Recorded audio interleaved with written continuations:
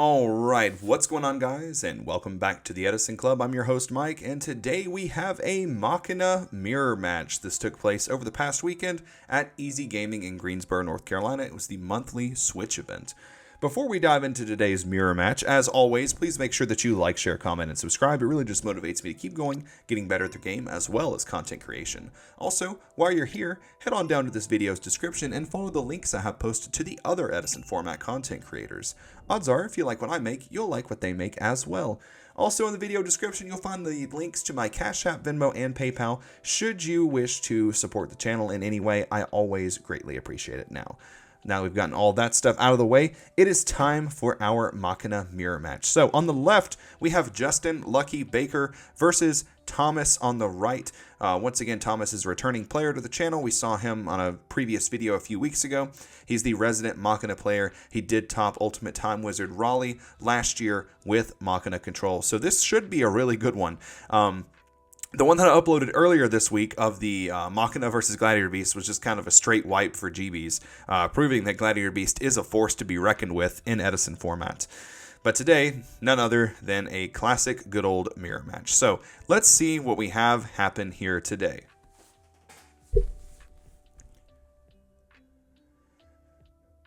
Looks like we have a Charger Light Brigade milling over I think that's a main deck DD Crow. This is already crazy. DD Crow, Gear Frame, and looks like Pot of Avarice. I'm pretty sure that's a main deck Crow. Absolutely insane. All of you Forgs players, this is what you've caused to happen. You've inadvertently hurt the Lightsworn players because people are main decking Crow. Normal Summon Lila, in phase, I think that's Hamster, Fortress, and Gores. So quite the start here from Justin on the left. Also guys, once again with the lens flare blinking thing, apologies. Yeah, so we have a Normal Summon Lila, crack into the opponent's Lila, set one back row. I do feel as if the lens flare thing got a little bit better throughout these, but like I said previously, I think that I have basically decided that it was just a loose chord. So Pot of Avarice from Justin, and yep, that definitely was a main deck DD Crow. Hide your kids, hide your Fishborg blasters, because it's coming for all of you. Let's see what we end up getting off of this Avarice here. Will we see a Gear Frame come down and search for a copy of Machina Fortress? Yep, there comes Machina Gear Frame. Good old orange gadget. Searching for Machina Force. Okay, so he did leave the Machina Fortress that previously existed in his graveyard in there. So now this is basically just Monster Reborn. Going to attack for 1800. I guess he's going to maybe wait to summon the Fortress. I don't know. I feel like in the mirror match, Fortress is so weird because like a Fortress like dies and then dies by Fortress, then like both Fortresses pop things, and then you can have like the other Machina Fortress effect trigger where you get to pitch from the hand. But we have Brain Control coming down, taking control of the Gear Frame, which is going to get met with Caius, and then Chain Trap Stun there. 2400 directly from Caius. I guess for all intents and purposes, the Trap Stun is banished, but, I mean, unless I see a Mask of Darkness flip, I don't really think that it's that big of a deal. So kind of quite the swing of momentum here with that Brain Control Caius. Anytime you see it come down, I feel like it's just so game-defining. I kind of thought maybe he was going to, like, take control of the Gear Frame, like summon his own guy, then equip it to it so he wouldn't get it back, which would be pretty funny. We have Discard Genzo to special summon Machina Fortress. And I guess maybe there was another Machina discarded there as well. There must have. Because I think you have to discard 7 stars and higher. Oh, never mind. He just discarded itself. So it's Self and Genzo. Yeah, it's just the way he did it. Confused me there for a second. So direct attack with Machina Fortress. We have a Gores drop. So we're going to spawn a 2500 Gores token. Set a back row. And set a monster. We have Gores going to attack mode. It's going to declare an attack on the Fortress, get met with Mirror Force. They're really just throwing cards at each other in this one. Is this how Machina mirror matches are? Like, this is absolutely unhinged. I mean, I am enjoying the gameplay, though. But just being able to see people just fight back and forth. We have a Raikou flip, targeting Call the Haunted. It's going to mill over, I think I saw a Plague Spreader there. We have Lila getting summoned, getting hit with Bottomless.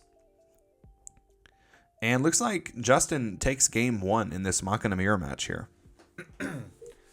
I'm not even sure. What do you side for the Machina Mirror match? Cyber Dragons? But I feel like you also have to be careful, like, leaving it on the field because you don't want them to, like, contact with it. I'm not sure. This is first time I think I've ever watched a Machina Mirror match before, so it's good amount of information to be learning here. Also, guys, if you made it this far into the video, I'd just like to say in advance, thank you so much for being a supporter of the channel and watching the content. It really means the world to me for you guys to be enjoying these duel videos. I know, for one, this is a great way to record content. And shout-outs to my buddy Willie Goff. Shout-outs to his TCG store, Bill Guns Gaming, I believe is correct. Willie is the inspiration behind why I started actually recording these in-person duels. He had mentioned in one of our group chats that he would like to see some IRL gameplay.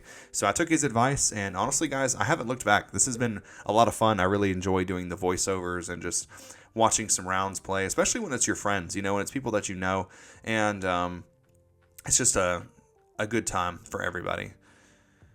Also, I'm really happy with having the Edison Club playmats on the stream here. I think it really adds something to the look of the overall picture on the screen.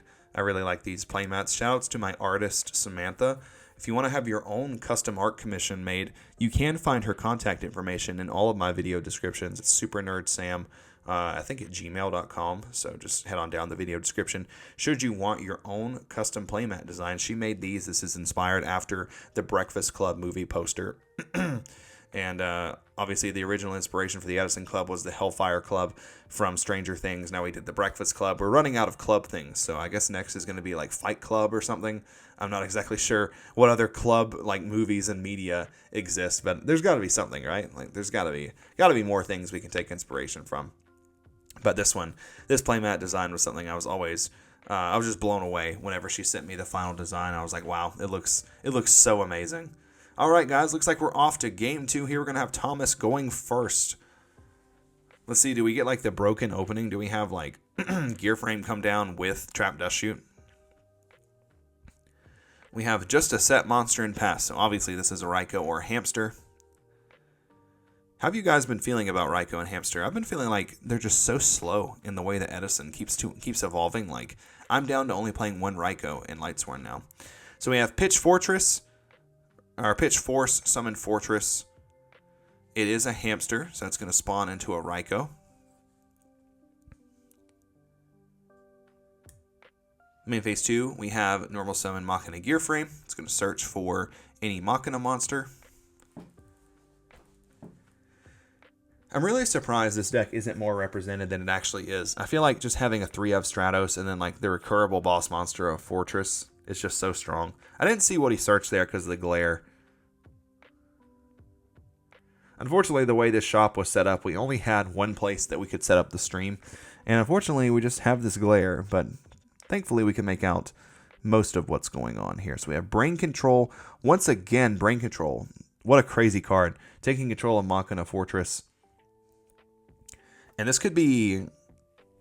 Okay, we have Normal Summon Plague Spreader Zombie. So he's going to swing out with both. And he's going to make Gotems. Absolutely crazy whenever you see this come up. I think the second time I ever played against Thomas, I brain controlled his Fortress Summon Plague and made Gotems. So it's crazy that there's a synchro in Edison that you can make there. But yeah, so we have Gotems coming down. What a powerhouse. I don't know what Gotem's defense is. Maybe you should make Gotems in defense mode so they can't like run Fortress in and then pop it. I'm going to check what its defense points are right now. Now we have Fortress attempting to come back out, and then we have Royal Oppression being flipped up. Yeah, so Gotems is 2600, so I feel like you probably could put it in defense. But he had the Oppression, so like Fortress was never hitting the field anyway. Flip Summon Raikou, target a back row. That hits a Royal Oppression. We have Lila coming down, getting hit, unfortunately, with Torrential. But sometimes you just have to put it on your opponent. Hey, you better have it. Sometimes they do. Sometimes they don't. Like, if he didn't have it there, like if that was Mirror Force, for example, he's probably just losing. Just outright losing. You can kind of, like, mitigate Torrential if you really feel like they have it by, like, tributing Gotems to hit a random card first and then summon Lila. But that's only if you're reading that they have Torrential. And he didn't Torrential the Raikou flip. I guess because he didn't target the Torrential. So Justin just kind of choosing to do the laid-back approach, just set some monsters, some Rykos, some hamsters. Thomas not really able to put anything together. The Torrential Tribute might have been the swing of momentum that Justin's going to need to be able to come back and win this game. So we have Ryko flipping over, destroying Royal Oppression. We have Machina Force get sent to Graveyard. It's going to Reborn Fortress, attack for 25, and probably attack for 200 with Ryko as well, because why not? Could be a bad day if Thomas does have Cyber Dragon to be able to contact away this fortress. Hopefully we don't have limiter removal activation. I know people say that limiter removal is win more in this deck. I feel like I would play limiter. Even sometimes Gear Frame attacking directly for 36 can just be very relevant. So Justin passing turn, back over to Thomas. Let's see if Thomas is able to get himself out of this situation. So Brain Control is already gone, so that's no longer an option now. We don't have Brain Control Caius in our toolbox anymore. So it might be a little bit difficult for him to get over both of these, or be able to get over all of this. So we have a fortress being summoned.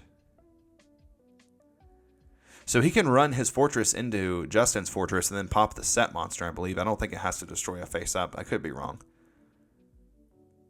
And we have Blackwing Gale the Whirlwind coming down. Gale's going to run over the Ryko. Fortress is going to run into Fortress, so he'll lose his Gale, and then he loses his set monster. Wow. How crazy of a match is this? I don't feel like I want to play Machina because I would dread playing the mirrors. I'm not nearly good enough of a player to be able to navigate these mirror matches.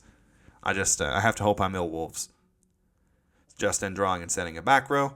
Thomas could come back and win this game. Here comes Lila. It's going to destroy the back row. That's a D prison. Now can he get in with a fortress? If he can start getting in with fortress. So we have a stack for Plague Spreader Zombie. Do we get hit? Oh, and there's the DD Crow coming down. Wow.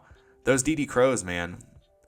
I don't ever feel like I actually even like Crow against Machina. Like, when I was playing Twilight, I would leave in one specifically to hit Avarice, but hitting Fortress with it's really awkward. You want to just hit Avarice with it most of the time, or I guess the occasional Plague. But so we have Cyber Dragon that does contact Fortress, attacking over Lila. It's going to put Thomas on just having a couple cards. Here comes Machina Gear Frame again. Every time Justin throws something at him, he just has a counter for it. This is like some WWE kind of shit going on here. So Thomas looks like he's going to take game 2. All right, we have a real match on our hands here, guys. So once again, shout-outs to both players, both excellent players, very good Machina players. Justin Baker here on the left actually gave me my second loss at YCS Orlando. If you haven't listened to that podcast episode, I suggest you do. It is a whole rant about how terrible YCS Orlando was for me. Getting trap dust shooted like every game I played, having to play against 2 of my friends that I go to locals with every week. It was quite a rant. So I think that I walked over towards the start of game 3. I do remember watching a little bit of this one going on. So I feel like I haven't really learned anything about how you navigate the Machina Mirror. I think it's just like, can you out-fortress them? Can you see Cyber Dragon? Like, can you see Oppression?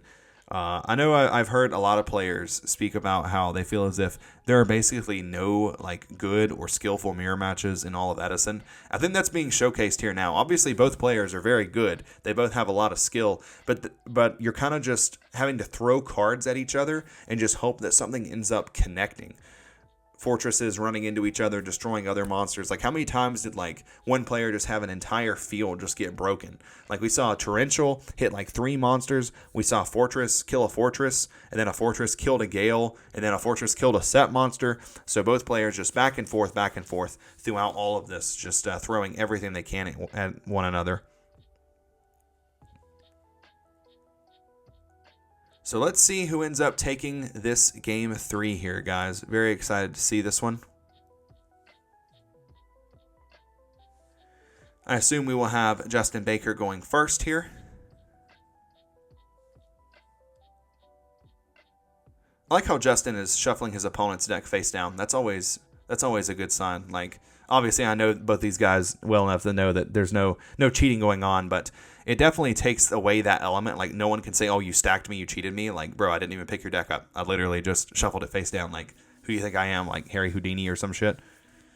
All right, so let's see what ends up happening here. We have Justin sending one back row and passing over to Thomas, getting hit with the trap dust shoot. Justin's trap dust shoot, dude, is so faithful. So we have Brain Control in the hand again, alongside Double Avarice, Mind Control, and Bottomless Trap Hole. Not looking good for Thomas, especially his hand already being not great. Now Justin knows the only card he really has to play around is Bottomless Trap Hole. And I guess technically Brain Control, but Thomas doesn't really have any conversions for Brain Control. So yeah, MST, and now Justin can just go in. So 2,500 getting in with Fortress, no fear of Gores because it's not there, it's not real. Passing back to Thomas. Thomas desperately needing some way to start playing the game. Passing back to Justin. Here comes Fortress swinging in with a steel chair. Yet again, setting a back row and passing to Thomas. Thomas setting one back row. Passing, let's see, does Justin have Heavy Storm? He's going to attack, connects again. This one Fortress has done 7,500 points of damage throughout this game. And Thomas scooping it up. All 3 Pot of Avarice in the hand. Mind Control, Brain Control, and Solemn Judgment. So very unfortunate for Thomas, but sometimes that's how the cookie crumbles, especially in these crazy mirror matches. So that's about all I have for you guys today. Hope you all enjoyed the video. Thank you all for watching, and we will see you on the next one. Hamster Ryko Caius, Hamster Ryko Caius. I go check the pairings, I'm like, don't know who this guy is.